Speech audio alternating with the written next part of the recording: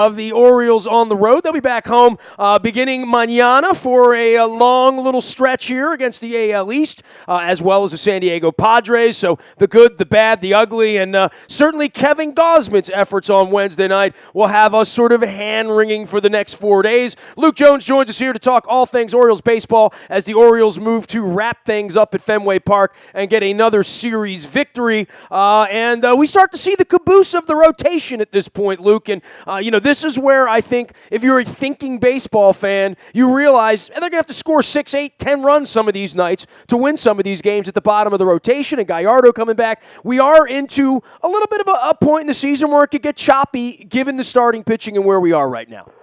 Yeah, it's just, and you're hoping to have another stretch where, the starting pitching is better. I mean, they had that earlier in the season. I'm not saying they can't have that again, but it's clear. I mean, especially against a lineup like Boston, it's going to be tough. I mean, Chris Tillman pitched so well on Tuesday night. Kevin Gausman was hoping to be able to follow suit, and he wasn't able to do it. And largely, in that 5-run third inning, it's funny if you go back and watch the inning, beyond the fact that it's clear that Kevin Gausman's secondary stuff wasn't very good, hung a breaking ball to Ramirez for the 3-run homer that busted the game wide open at 6-0. But go back to the earlier portion of that inning when it was 1st and 3rd, nobody out. Bogarts hits a comebacker to Gausman. It goes off his glove. Now, was it an error officially? No. Was it a play that a starting pitcher needs to make against a lineup like that?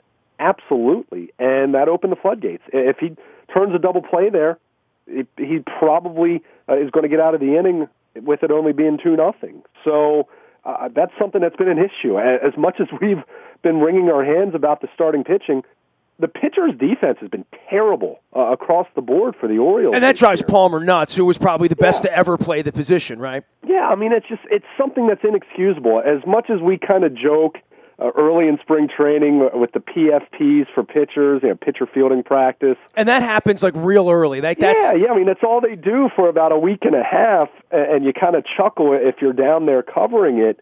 But that's something that's been an issue, and it's cost some of their starting pitchers at some critical times. And look, it's not their only problem, but that's something you should be able to control. That's something that, okay, if you have marginal fringe stuff, and I'm not saying Kevin Gausman has marginal stuff. We know he has great stuff. In fact, Buck Showalter said his stuff was too good to give up 6 runs on Wednesday night. But that's what happened, and the floodgates were open because he didn't field his position at a very critical juncture. So, and he's a really athletic guy. You know what I mean? Yeah. He's not a guy that's awkward with a glove, and he probably played shortstop in Little League, right? I mean, probably, right? Right, and it's not something that's been a major problem for him over the course of his career. I mean, the other guy that's had some issues with this is Tyler Wilson, who's a very athletic, capable guy. It's just, whether it's focus, whether it's just an aberration, whatever it might be, these are hiccups that cost you dearly. And, whether they end up being official errors or, in the case of Gausman on Wednesday, a chance to turn a double play that's lost and instead a run scores and there's still no outs in the inning. And then after that, Ortiz hits the RBI single and then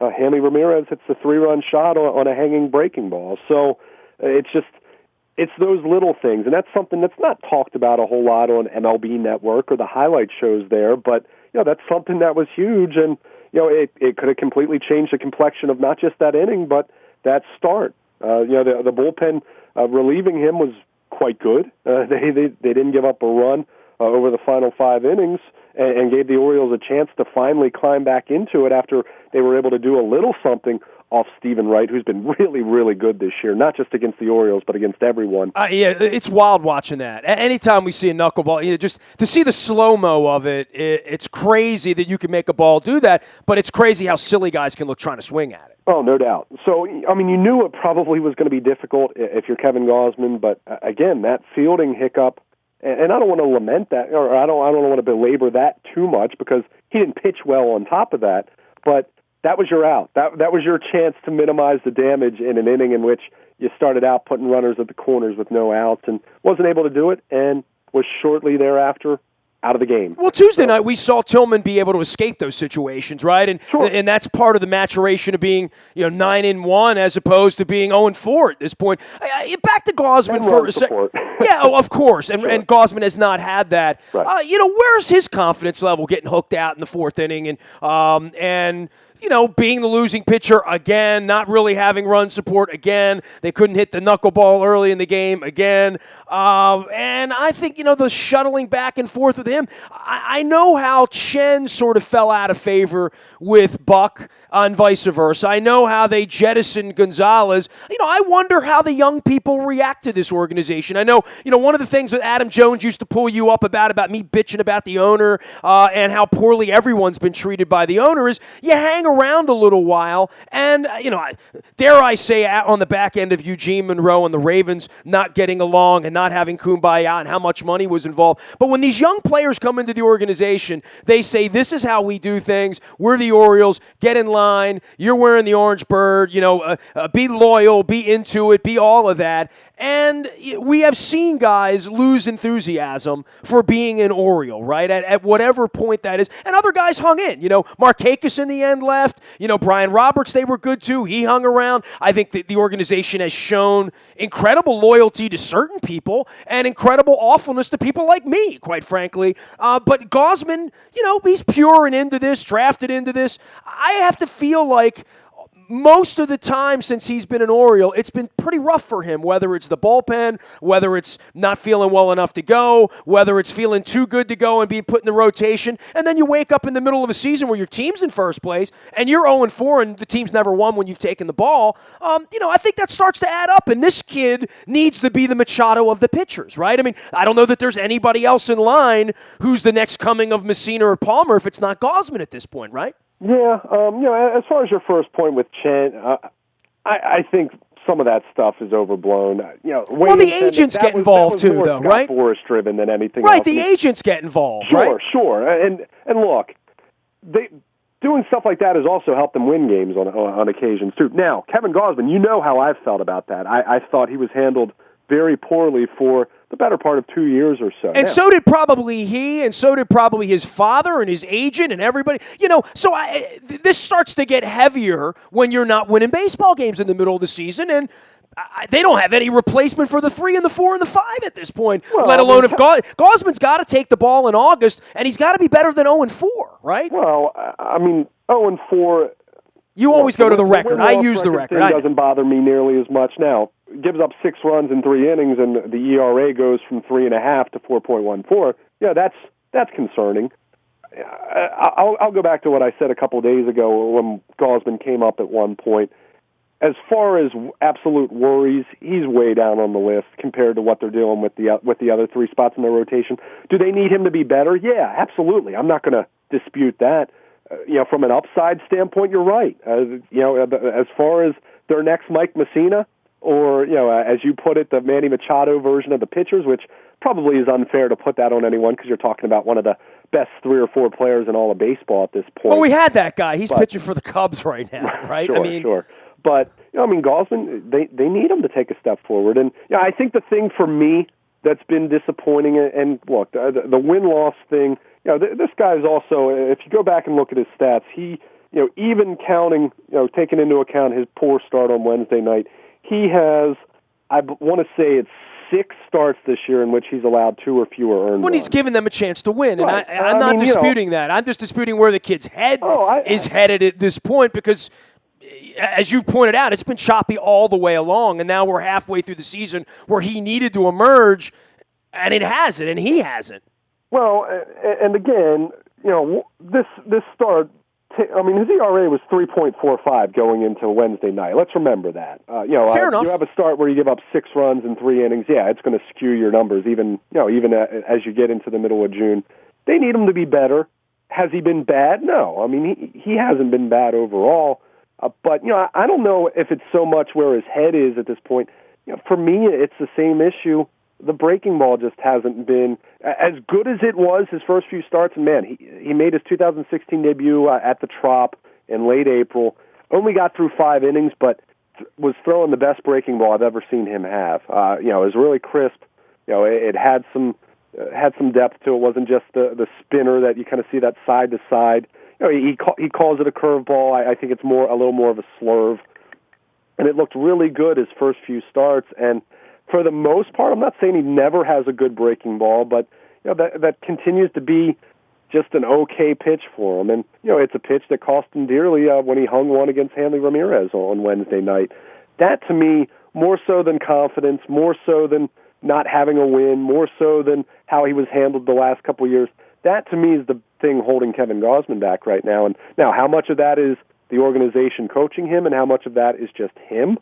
I don't know how to divide up that pie, but for him to really take the next step and be what the Orioles want him to be, which is a top-of-the-rotation guy, he needs to have a better breaking ball. And, to get him to that point, it's looked good at times, but it hasn't had the consistency that it needs to have. I mean, it doesn't have to be his best pitch, but it needs to be a pitch that he can get some swings and misses on, and you just haven't seen that with near enough consistency. And on top of that, what made it worse Wednesday night wasn't just he didn't get a swing and a miss. He located, tried to go down and away and hung it up over the heart of the plate and up in the zone, and you're going to get clobbered at Fenway Park when you do that against a right-handed hitter. So, that to me is the biggest issue still with Gausman as far as him taking the next step. He's clearly a rock-solid member of this rotation. He's pitched good enough regardless of the run support. He's not someone that you put in that conversation like Ubaldo or Mike Wright or Tyler Wilson at this point, or the unknown with Gallardo. But at the same time, he hasn't been as good as Chris Tillman. And that's problematic because we kind of talked about with this rotation, they needed Tillman to bounce back, and they needed Gausman to take that big step forward. We haven't seen Gausman take the big step forward. He's looked overall very similar to how he looked last year, which, I think you'd still say mostly good, but, not as good as the Orioles would like to see. And, that's really, that's something that needs to change over the next 3.5 months. They need him to be a little bit better than that. And certainly they need to get more run support for him. We know that. But what he did on Wednesday night clearly wasn't good enough. Obviously, the rotation lacking consistency at this point, and this is where it gets real inconsistent. Wilson and Rodriguez this evening at Fenway, Sanchez right, then Gallardo and Dickey on Saturday. And to some degree with the Blue Jays, you're missing Happ and you're missing Estrada. So that's some of the good news of the Blue Jays coming in. The bad news is they're still bringing their bats against basically your worst pitching. And all the Fenway Park aside, and however it turns out, certainly the Orioles' season hasn't gone down the tubes in this AL East thing, but you are a little worried about where they're headed right now. They have an easier part of their schedule coming up beginning next week. Yeah, and I mean, the reality is they're tied for first place going into this series finale against Boston. As you mentioned, they come home, which, keep in mind, this team has played very, very well at home. And, I mean, that's something that you always take some satisfaction in, even if this road trip hasn't gone as well as they'd like, clearly losing 3 out of 4 against Toronto. And, we'll see if they're able to get the rubber game against the Red Sox. But, I mean, it's when you have a starting rotation that's as uncomfortable as this one is right now, you're going to feel uneasy unless you're scoring 6 or 7 runs a night. And this team's capable of doing that. And that's why I think they'll continue to be firmly in the hunt. But at the same time, you got to get someone else to emerge, and you hope Giovanni Gallardo can be that guy. They don't need Gallardo to have a 2.75 ERA. I'll take a 4 ERA, and I think the Orioles would take a 4 ERA from him, and that probably would be good enough given this offense that's playing. I think they would take a 4 ERA across the board, right? If everybody had a 4. They'll win more than they lose with this lineup. The question is when, it's a 6 in the third inning and your number 2 starter's out of the game and you're bringing guys in out of the bullpen that you don't even want on the team. Despaigne, Dunsing, I mean, maybe Bundy, but the guys that are coming in out of the bullpen now aren't even the guys you broke spring camp with. They're the Band-Aids that are coming in because some of the guys you have are either injured or can't do it. I guess the good news is all the money spent on Gallardo, all the money spent on Hardy, you start to feel like, well, these are the guys coming back that you're paying to do the job, that you believe have done the job and have done the job before. these are the question marks for the team that if they can stay healthy the rest of the way and they don't sustain any other injuries, getting these guys back would be monumental, I would think. Oh, no doubt about it. And again, Gallardo, velocity was better. Is it where they'd like it to be in a perfect world? No, but if it were, he wouldn't have still been available. Yeah, Milwaukee would have given him $18 million a year a few years ago, and he'd still be there. Yeah, the Rangers would have never let him go. Right. So you hope he can be better. I mean, he can't be much worse than he was with a 7 ERA over the first 4 starts before he was on the DL with shoulder tendonitis. So you're hoping he can be that number 3 guy for you at this point. And in a perfect world, Yovani Gallardo would probably be your number 4 or number 5, but that's where they are right now. And then with Hardy, it's funny. A lot of people have talked about him solidifying their defense. And look, J.J. Hardy's a Gold Glove shortstop. Manny Machado is an unbelievable third baseman, but he's played well defensively at short. Ryan Flaherty's played well defensively at third base. Their defense hasn't suffered that much other than when they have Pedro Alvarez at third base. What you do like from Hardy coming back is you improve your offense. And look, we know J.J. Hardy's not a 30-home run guy anymore, but you have to think if he's healthy, he's going to give you better offense than what they were getting from Ryan Flaherty and Paul Janish at third base, which was below replacement level. So you fortify your offense a little bit. Hardy is the captain of that infield defense. I mean, he is.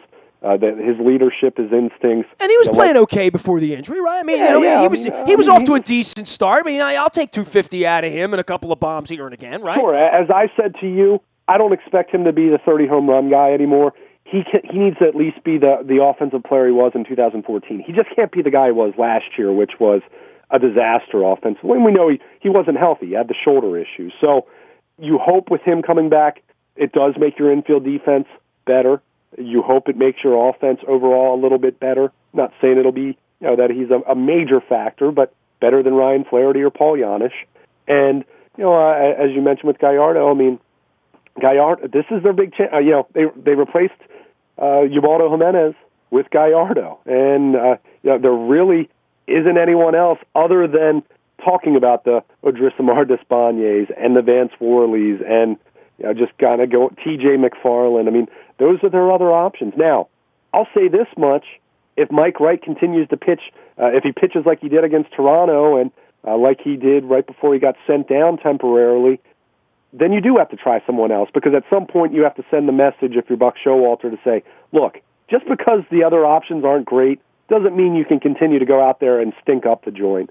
So I think that's kind of where they are right now. They've pulled the trigger with Jimenez. I think Mike Wright is very much start to start right now. I think Tyler Wilson, probably a little more slack than Wright, but he hasn't been very good of late. So, those guys, the message has to be clear that, hey, I don't care if we don't have a lot of other great options to replace you. You can't continue to go out there and pitch like that and expect to get the ball every 5 days. So that's where they are with their rotation right now. You hope, I think you even pray if you're the Orioles, that Yovani Gallardo can be more of an answer and not just another question added to the equation. Isn't it sick that we deal a guy away like Rodriguez, you come back and face him, and you really root against him even twice as hard, don't you?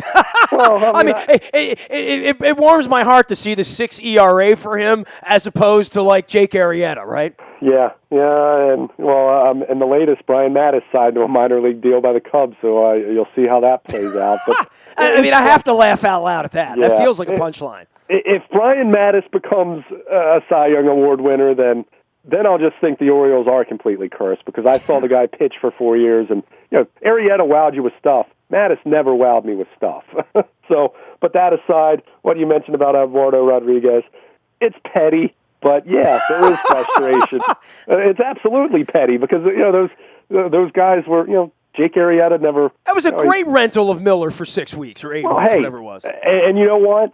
But Andrew Miller, I agree, pitched really, really well for them. And if the Orioles so well that they couldn't afford him. I mean, if the Orioles had won a World Series, and he would have been a big reason why, you could have stomached that a little bit more. But they didn't. I could have stomached that a lot, right? Yeah, honestly, I would have no problem with Rodriguez. When you don't win, that's really when you have a problem facing Rodriguez, right? Well, and that's the thing. I mean, and that's why I always remind everyone. And the Oakland A's were a perfect example of this a couple years ago when they bring in John Lester.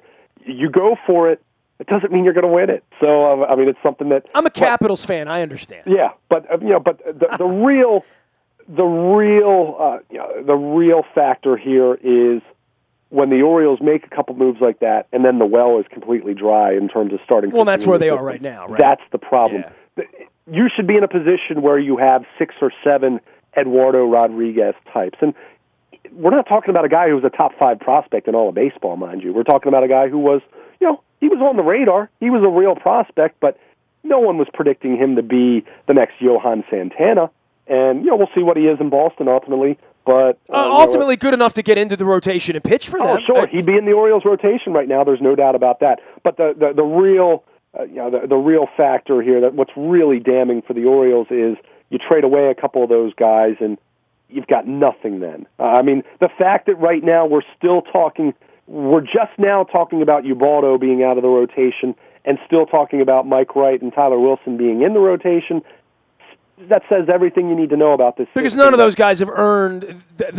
They're not good enough to be there right now. If they had other options, they would use them. Yes, correct. There's no doubt, and that's a difficult proposition to stay in first place when that's your reality for 3/5 of your rotation, and your number 2 hasn't won a game all year. Yeah, no, there's no doubt about it. And it's funny. I just saw, I was interacting with a couple Orioles fans on Twitter, and one person made the suggestion, and I think there's a lot of merit to it. And you mentioned this because you look at where the bullpen is right now, and they're going to get O'Day back. And you hope sooner rather than later with the hamstring, although it's kind of been slow healing with him. But you want to get him right. You don't want to send him out there before he's 100%. But you almost wonder, as much as everyone's going to talk about the Orioles adding starting pitching, and look, if they can add someone, great. But at the same time, you have to be realistic with yourself and say, look at the system.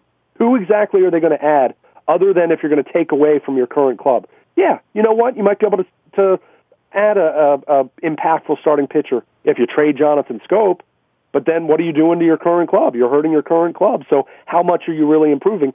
What might be a better route for this team at this point might be to add another bullpen arm or two to make their bullpen even better. As crazy as that sounds, because their bullpen's been excellent, but you might have a better chance of fortifying the bullpen, and maybe you don't have to count on Brian Dunsing or T.J. McFarland in some key situations like they've had to recently. Maybe that's the route they need to go to give them the best chance, because I'm just being realistic. And it has nothing to, unless they're willing to take on a bad contract. And really, if you do that, who are you getting? Someone else's Ubaldo? Someone else's James Shields. Right. I mean, James Shields has been a disaster for the White Sox so far. And they took on $30 million to take him in, right? Right, Literally. exactly. I mean, you're spending money, and you're not getting a guy who is drastically improving. I mean, can the Orioles bring in a Scott Feldman type like they did 3 years ago? Sure. Is that going to dramatically improve their rotation? It'll help. Is it going to be a major difference maker? Probably not. That's why maybe the answer is you go and try to add another bullpen arm or two before the deadline. I don't know. I just thought that was an interesting idea that someone proposed, and it's something that people haven't talked about a lot. But hey, why not make your strength even stronger and try to minimize your biggest weakness a little bit more by making that bullpen deeper? That might be an easier task than trying to go out there and add a starting pitcher or two who might or might not move the meter. Luke Jones can be reached at Baltimore Luke on Twitter, as well as Luke at WNST.net. I can be reached nasty at WNST.net 24 hours a day from anywhere in the world. We're out on Twitter, Facebook, LinkedIn, Snapchat, Instagram, and broadcasting live on our Facebook Live channel, as well as out on YouTube on our WNSTV channel. Anything you miss, you can find by going to the Bio Toyota Audio Vault at WNST.net. Listen when you want, where you want, how you want. Download that TuneIn Radio app. We come in crystal clear. Morning newspaper comes every morning at 7 a.m. It is brought to you by Planet Fitness and PlanetFitness.com. Still $10 a month to get in the best shape of your life, and I'm sure there's a Planet Fitness right around the corner from you. There's one right around the corner from me downtown as well. You can also, last but never least, get the breaking news sent directly to your mobile device and your text service on the WNST text service. That's powered up by Coons Ford of Security Boulevard. I'm Nestor. This is WNST.net, AM 1570 and WNST Towson, Baltimore, and we never stop talking Baltimore sports.